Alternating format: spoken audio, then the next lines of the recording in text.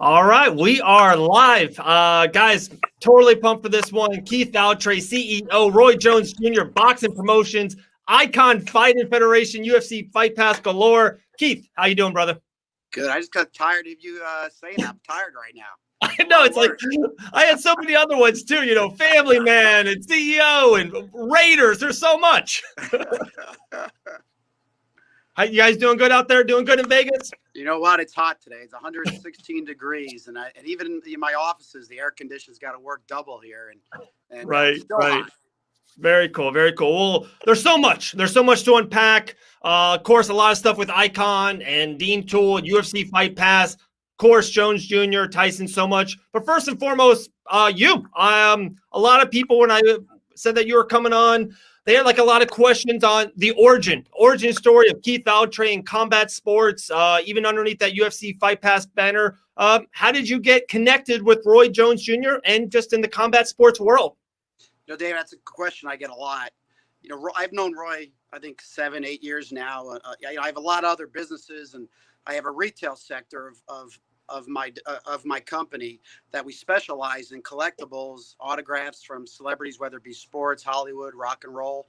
Right. And Roy was one of my clients. We used to bring into the store signings. So we became friends, and Roy, would always sit there and tell me, the state of boxing, how it was so bad and was so divided. And I have a saying: anyone that works for me, if you're going to complain about something, you better come with a solution. Well, Roy, sure enough, came with a solution the next day and said, let's start it actually started out, we were supposed to do a management company, which we did. But then I started realizing all the power lies with the promoters. And I don't like to be under somebody's wing as far as someone telling me how something's going to operate. So I decided to switch that over to being a promoter. And then here we are today. Right, right. Absolutely. So much there. And I kind of wanted, I think it was 3, 4 days ago on Facebook, you wrote something about how sometimes bad and sneaky boxing can be. Why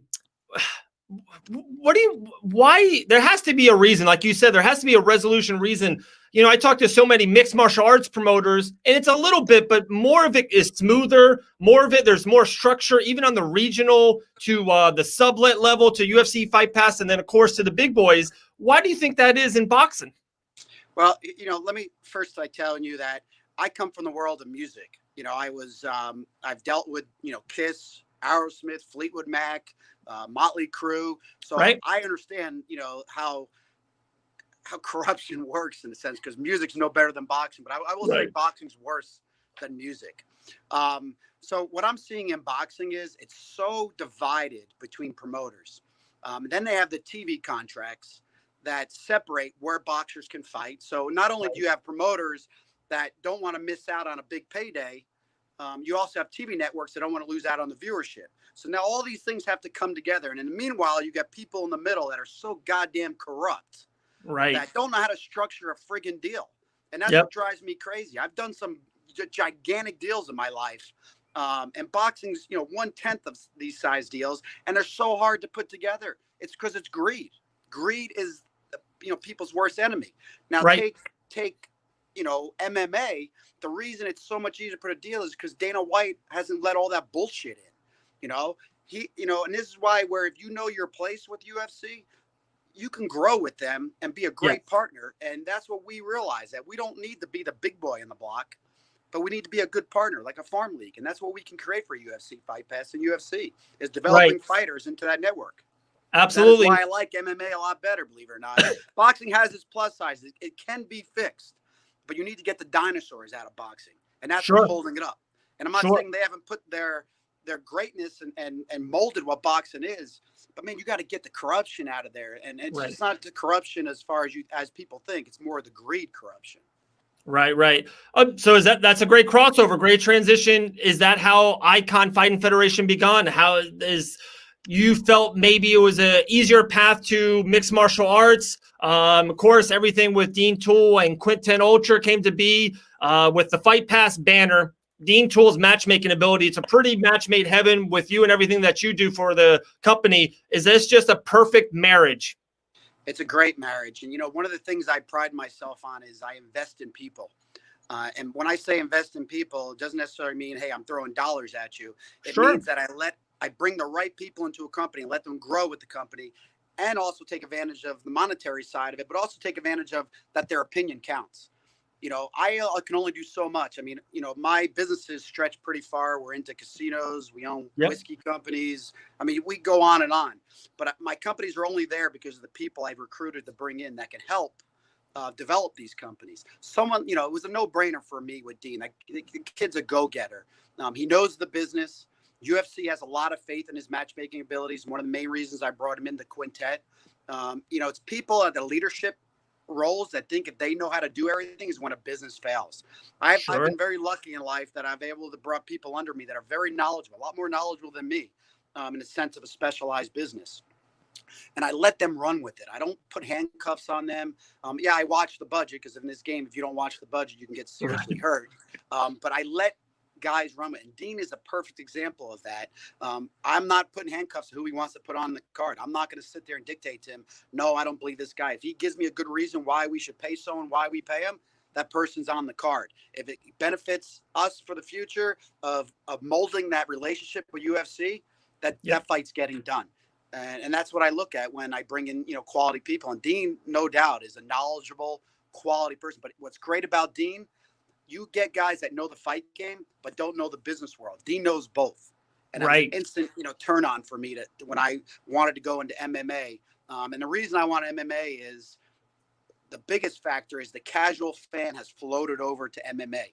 And what I mean by that is the guy that's going to buy the pay-per-view, the guy that's going to subscribe is the guy that, is really where the money's going to come from, is going into the MMA world. That's what boxing is losing. Yeah, we have our faithfuls in the Latin community, but we lost that casual fan, which we got to figure out some way to bring back.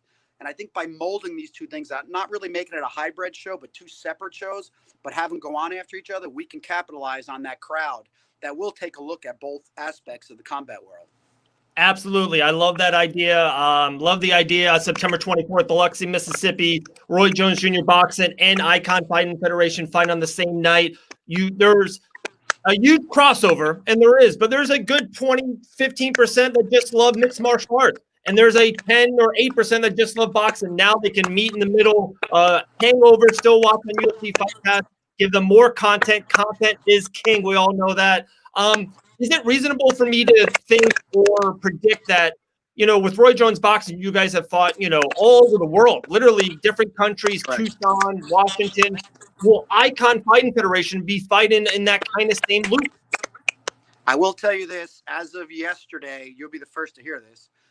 We sealed the rest of our dates with UFC Fight Pass. So we will be going, we'll be RJJ Boxing opening up and then right to iKON an hour later for another 2 hours of MMA. So we will be doing October in Mexico. November, we will shoot back to Mississippi.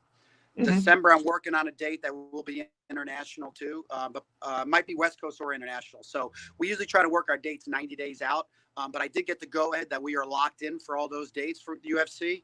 So you will start seeing us all over the place. The great thing I have is owning casinos is my relationship with other casinos. I know what they look for. I know and they have a mutual respect for me because we're constantly in connection, work out, especially in times like this where things are hurting for the gaming world. We're constantly talking how to bring events and do everything. So they have a trust in me. I understand gaming. I understand what they need in return.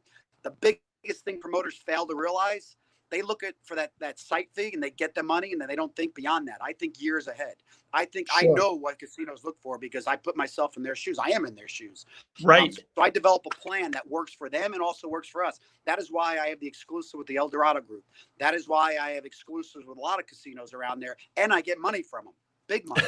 I don't know too many promoters. Actually getting calls from other promoters asking if they can come in and me get them site fees. I'm like, why would I give you my site fees? So this is why it's a good marriage with UFC. They understand that I understand the business aspect of it. I'm working with our partners to bring them money in the back end. And I work it to be where I'm not greedy. Greed kills business. And it's been a long time, thing. And that's one of the things that I put in my company.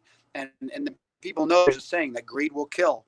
And it does, whether it be business or personally. And we live by that motto. Very true. Very true. Dean Toole with Island Fights back in the day has a strong hold in the panhandle. Mississippi on the outskirts of it.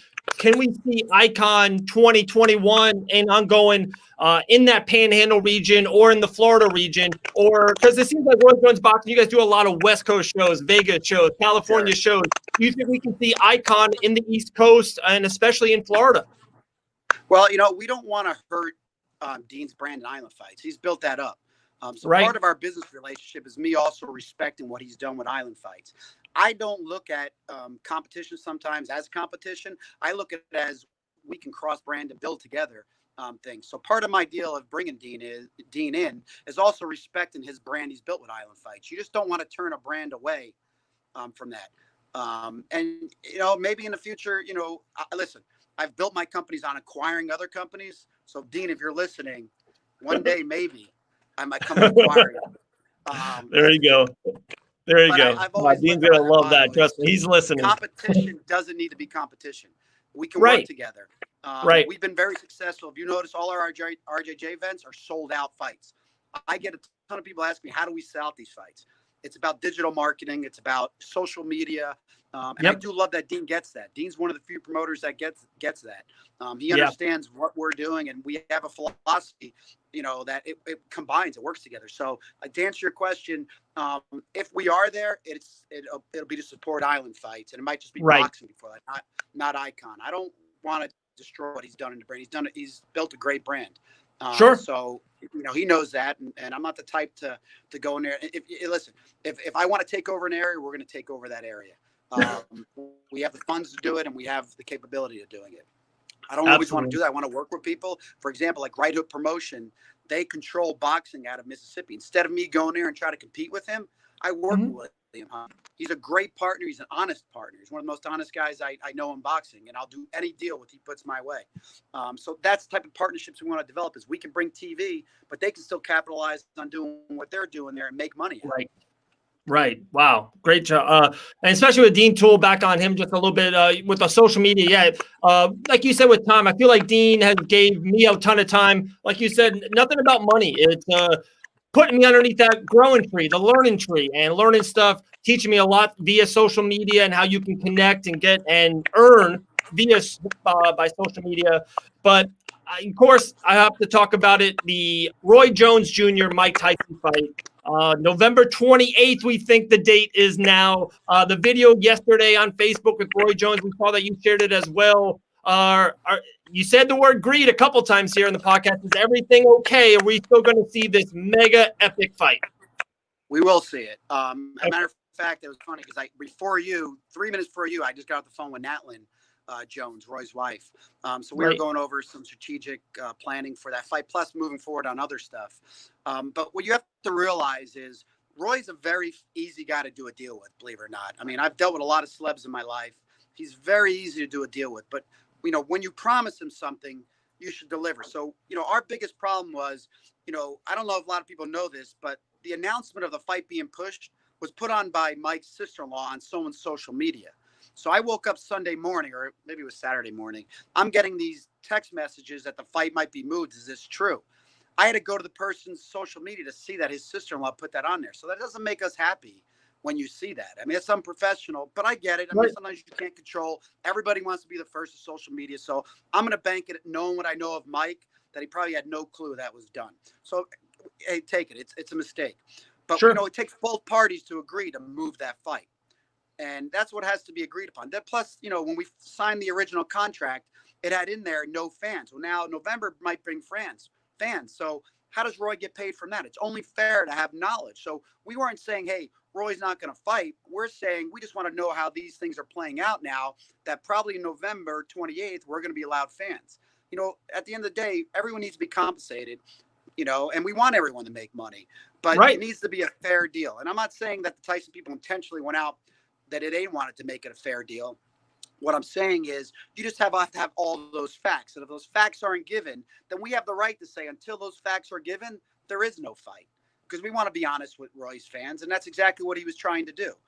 We weren't strong-arming them. We were just saying, hey, if you're going to do an addendum, we want to know these facts because things have changed. The deal has changed. Plus now you're talking 2 months of Roy giving up income in other areas. So that, that's not fair either. So we've come under to an agreement that I think is fair for everyone now. And I will say, the fight is moving forward, and Roy's happy. I know Mike's happy, and I think this is going to be a blockbuster.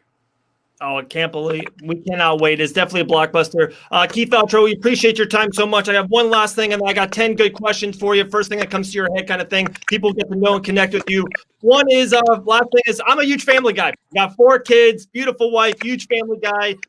You go to social media and a lot of big players like yourself, sometimes it's a lot about what they're doing and pictures of, stuff, right? But I go to your social media and I see a lot of pictures of your family. How hard is it to, busy, making big deals, working things out, but also being a father and being a good family member? How vital is that to you? It's extremely vital because it keeps me humble, one, and it keeps me focused. I have a wife that supports me any deal I do. She helps out actually on every single deal. She's a main part of what I do. Structurally, we invest in a lot of different companies. So everyone's like, how do you find time? Again, I go back to not only having, key people under me that, overlook some deals for me or propel deals for me. It's also having a good base at home. My wife is I do. She might think I'm off my rocker at times, but she keeps the family unity together. And we do a lot of family vacations together. My son's 22 years old, just finished college, very focused. My daughter's finishing high school, getting ready to go to some, to college. And so we find time to always have family time. And that's because of my wife. And she doesn't give me an alternative. When you meet her, you'll know why. She's pretty demanding and keeps me in line. So I use my family to keep me down to earth and keep me humble, but also keep me from going crazy. Because at the end of the day, a deal is on, deals are deals. Business is business. But at the end of the day, I always want to come home and try to put that to the side and spend that quality family time. That's why you'll see, a ton of activities I do with my kids. We're constantly trying to take vacations every 6 months, and I focus just on them. My wife will probably tell you otherwise, but I do focus on them. No, that's great. We love hearing that, Keith. We appreciate you. Yeah, we cannot wait. So many shows coming up. We got Mexico in October. We got the 24th in Biloxi and beyond. But 10 great questions. First thing that pops in your head. All right, bud?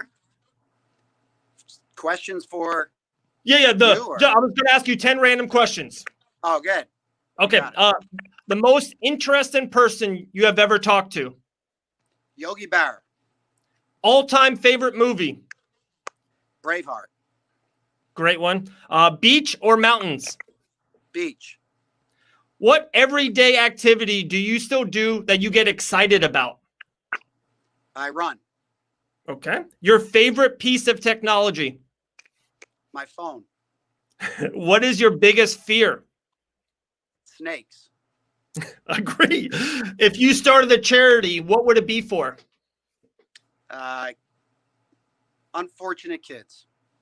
Love it. 3 more, my friend. Who would play you in a movie about you? Joe Pesci. Dead or alive, 2 people to have dinner with? Jimi Hendrix and then Jim Morrison. There you go. Last one. You're the promoter. Any venue, any fight, any generation. What would be that fight? What would be that dream fight to promote? Dream fight to promote, I would have to say, would be it could be past too. Yes, sir. Future. Past, future, anything you want. I would have loved to been on to promote the fights between Sugar Ray, Hearns, Brand. Any of the 3 of those fights. They to me were just the fights that boxing's missing, and I would have loved to have been a part of that.